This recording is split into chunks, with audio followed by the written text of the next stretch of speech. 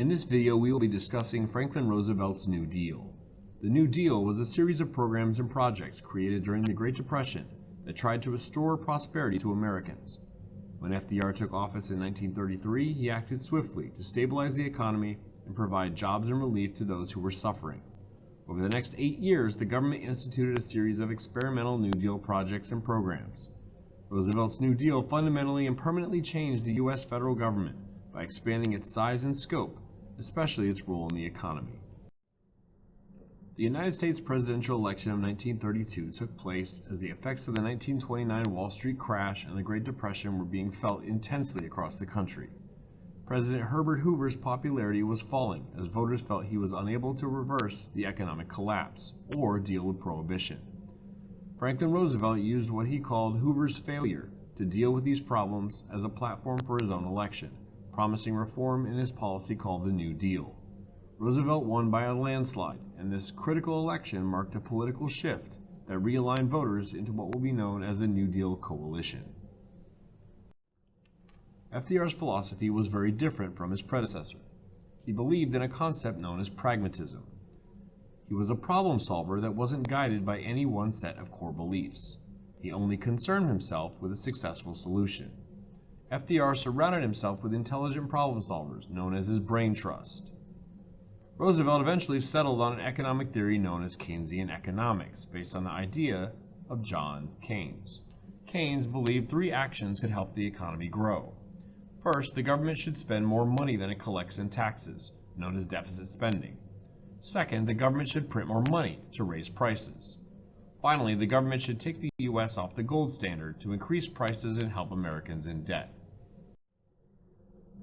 Keynesian economics was also known as pump priming. Keynes believed that more money in circulation would lead to increased spending, allowing businesses to expand and hire more workers, leading to more spending and economic growth. John Maynard Keynes, unlike Hoover, argued that money should be invested in the working class, not the wealthy. Keynesian economics is the opposite of Hoover's trickle-down economics, which favored cutting taxes for the rich. Keynes believed that by helping the working class, the money would work its way up and grow the economy. FDR started working immediately to solve the Great Depression. During his first 100 days, he pushed Congress to pass 15 new pieces of legislation aimed at fulfilling his goals of relief for the needy, economic recovery, and financial reform. Roosevelt then took the U.S. off the gold standard to increase the money supply. Remember that following the stock market crash of 1929, the U.S. financial system almost collapsed due to the large number of bank failures. To solve this, FDR declared a 1-week bank holiday to restore confidence in the banking system. Throughout the Great Depression, FDR delivered nightly radio addresses to inform the public about the government's efforts to restore the economy. They were known as his fireside chats. The 18th Amendment, which went into effect in 1920, was very unpopular. Crime rates soared as gangsters like Al Capone became rich by providing black market alcohol. The government was unable to fully enforce prohibition. Over time, a political movement grew to repeal the 18th Amendment. The government saw alcohol as an opportunity to raise tax revenue and put thousands of Americans back to work. The 21st Amendment was passed in February of 1933 and ratified by the end of the year. It is the only amendment that repeals another amendment. An easy way to remember this is that you can buy alcohol at 21, but not at 18. The first New Deal offered numerous relief and recovery programs that tried to help Americans who were struggling. The Federal Emergency Relief Administration sent welfare to states, who then gave the money to the unemployed. The Public Works Administration allotted money to state and local governments for building roads, bridges, dams, and other public works, resulting in thousands of jobs. The National Recovery Administration was the key measure in 1933 to combine immediate relief and long-term reform. It was an attempt to guarantee reasonable profits for businesses and fair wages and hours for labor. With antitrust laws temporarily suspended, the NRA could help each industry, steel, oil, and paper, set codes for wages, hours of work, levels of production, and prices of finished goods. It also gave workers the right to organize and bargain collectively. It focused on business cooperation instead of competition. It operated for 2 years before the Supreme Court declared the NRA unconstitutional in Schechter v. U.S. The Agricultural Adjustment Administration encouraged farmers to reduce production by offering to pay government subsidies for every acre they plowed under. It was declared unconstitutional in 1935. The TVA, or Tennessee Valley Authority, was established in 1933 as one of President Roosevelt's Depression-era New Deal programs, providing jobs and electricity to the rural Tennessee River Valley, an area that spans 7 states in the South. The TVA was envisioned as a federally owned electric utility and regional economic development agency. FDR's ambitious plan transformed the Tennessee Valley by creating dams and reservoirs for electricity and flood control, controlling soil erosion through forest restoration and better farming techniques, and improving navigation and commerce along the Tennessee River. By 1934, more than 9,000 people found employment with the TVA. The agency built 16 hydroelectric dams in the Tennessee Valley between 1933 and 1944. Many communities were impacted in positive ways by the TVA, by improving living standards and creating jobs. Yet others experienced long-lasting negative impacts. It still exists today as the nation's largest public power provider.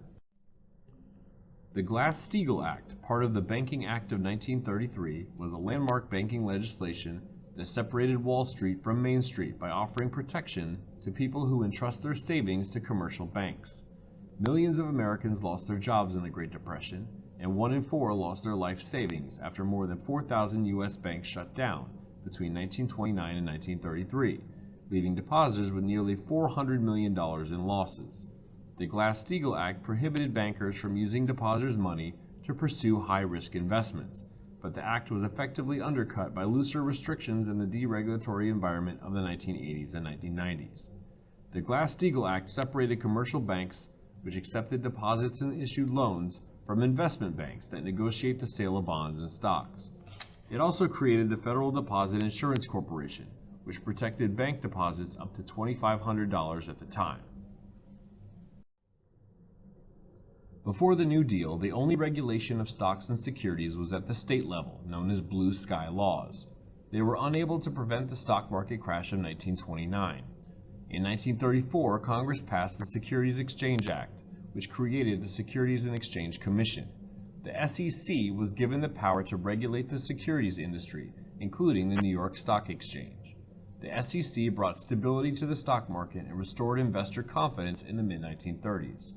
The SEC protects consumers, maintains fair markets, and ensures that companies are truthful with their financial transactions. The SEC has worked closely with the U.S. Department of Justice to prosecute individuals and corporations for fraud at all levels. FDR created the Civil Works Administration under the Federal Emergency Relief Administration. Like other New Deal emergency employment programs, the CWA was designed to put jobless Americans back to work and to use them on beneficial public projects. More specifically, the CWA was designed to be a short-lived program to help jobless Americans get through the winter of 1933 to 34. It created construction jobs, mainly to improve or create buildings and bridges. 2 months after it starts, the CWA had 4.2 million formerly unemployed workers on its payroll. Unskilled workers received 50 cents per hour, which was double the new minimum wage, while skilled workers made $1.20 per hour.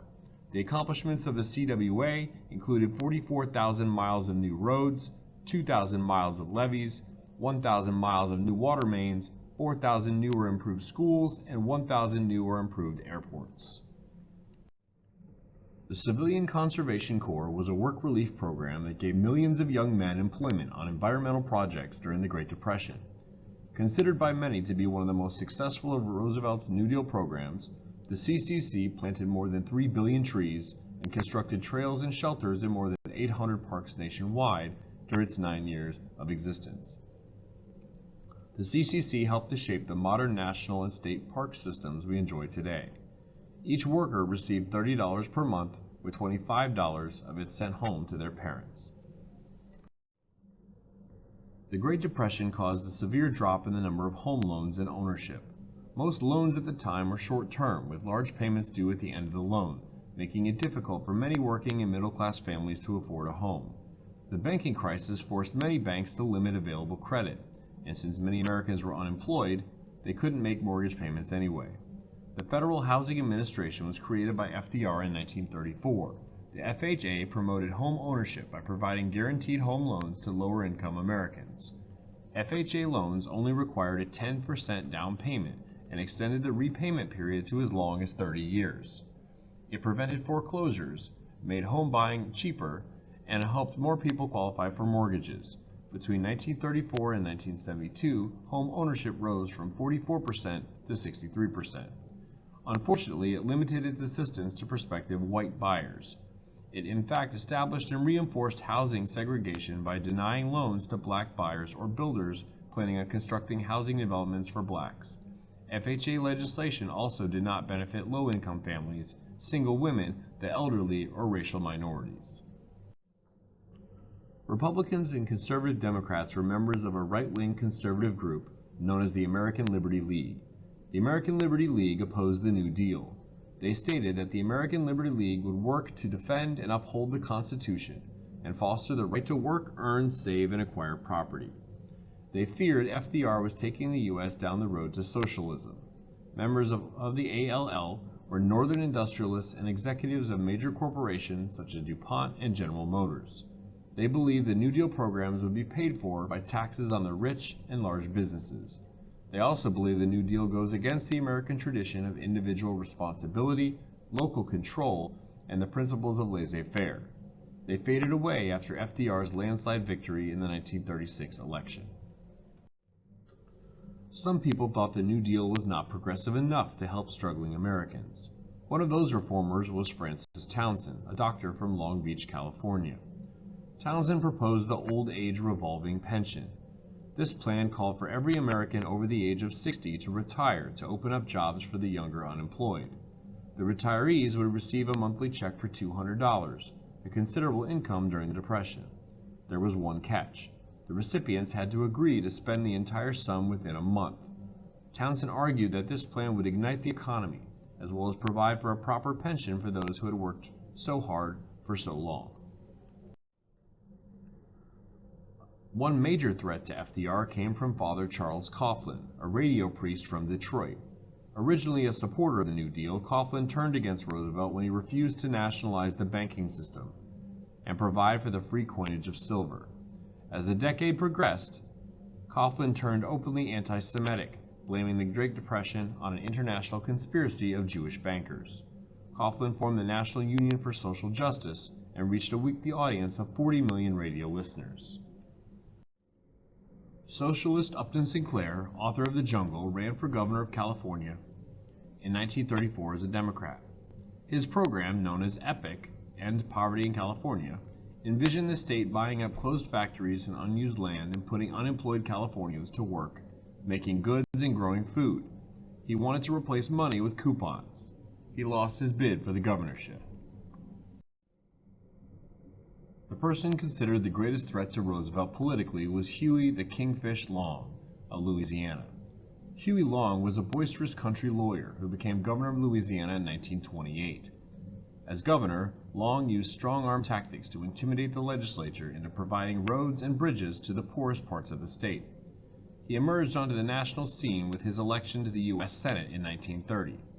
In 1934, he started a movement called Share Our Wealth. With the motto, "Every man a king," Long proposed a 100% tax on personal fortunes exceeding $1 million. The elderly would receive pensions. The poorest Americans were promised an estate worth no less than $5,000, with a $2,500 yearly minimum income guaranteed. Democrats worried that a Long bid for the presidency might steal votes from FDR in 1936, but an assassin's bullet ended the Kingfish's life in 1935.